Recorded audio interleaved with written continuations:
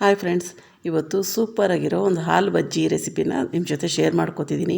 ಮುದ್ದೆಗೆ ಅನ್ನಕ್ಕೆಲ್ಲ ತುಂಬಾ ಟೇಸ್ಟಿಯಾಗಿರುತ್ತೆ. ಹಾಗೆ ಬಾಯಿ ಕೆಟ್ಟೋಗಿದ್ರೆ, ಕೆಮ್ಮೇನಾದರೂ ಇತ್ತು, ಶೀತ ಆಗಿತ್ತು, ಈ ರೀತಿ ಇದ್ದಾಗ ಈ ಸಾಂಬಾರನ್ನು ಮಾಡಿಕೊಂಡ್ರೆ ತುಂಬಾ ಚೆನ್ನಾಗಿರುತ್ತೆ.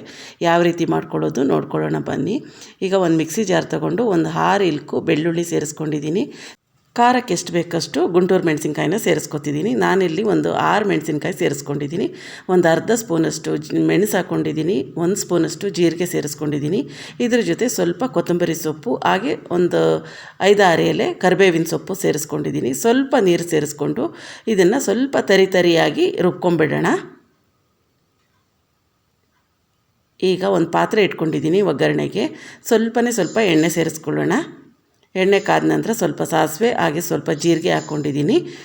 ಹಾಗೆ ಒಂದು 6-7 ಇಲ್ಕು ಬೆಳ್ಳುಳ್ಳಿನ ಸಿಪ್ಪೆ ಸಮೇತವಾಗಿ ಜಜ್ಜಿಬಿಟ್ಟು ಸೇರಿಸ್ಕೊತಾ ಇದ್ದೀನಿ ಒಗ್ಗರಣೆಗೆ.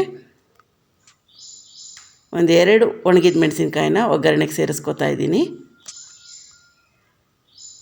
ಹಾಗೆ ಸ್ವಲ್ಪ ಕರಿಬೇವಿನ ಸೊಪ್ಪು, ಇದಿಷ್ಟು ಸ್ವಲ್ಪ ಚೆನ್ನಾಗಿ ಫ್ರೈ ಮಾಡ್ಕೊಳ್ಳೋಣ.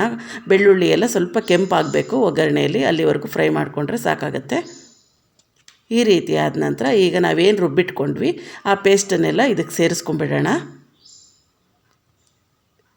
ಇದನ್ನು 1 ನಿಮಿಷಗಳ ಕಾಲ ಚೆನ್ನಾಗಿ ಬೇಯಿಸ್ಕೋಬೇಕಾಗತ್ತೆ. ಈಗ ಮಿಕ್ಸಿ ಜಾರ್ ವಾಶ್ ಮಾಡಿಕೊಂಡು ಸ್ವಲ್ಪ ನೀರು ಹಾಕ್ಕೊಂಡಿದ್ದೀನಿ. ಈಗ ರುಚಿಗೆ ಎಷ್ಟು ಬೇಕಷ್ಟು ಉಪ್ಪು ಸೇರಿಸ್ಕೊಂಡಿದ್ದೀನಿ. ಈಗ ಎಲ್ಲ ಚೆನ್ನಾಗಿ ಮಿಕ್ಸ್ ಮಾಡಿಕೊಂಡು 1 ನಿಮಿಷಗಳ ಕಾಲ ಇದನ್ನು ಚೆನ್ನಾಗಿ ಕುದಿಸ್ಕೊಂಬಿಡೋಣ. ಈಗ ಚೆನ್ನಾಗಿ ಕುದಿಯೋದಕ್ಕೆ ಶುರು ಆಗಿದೆ. ಈಗ ಸ್ವಲ್ಪ ಅರಿಶಿನ ಪುಡಿ ಸೇರಿಸ್ಕೊತಾ ಇದ್ದೀನಿ.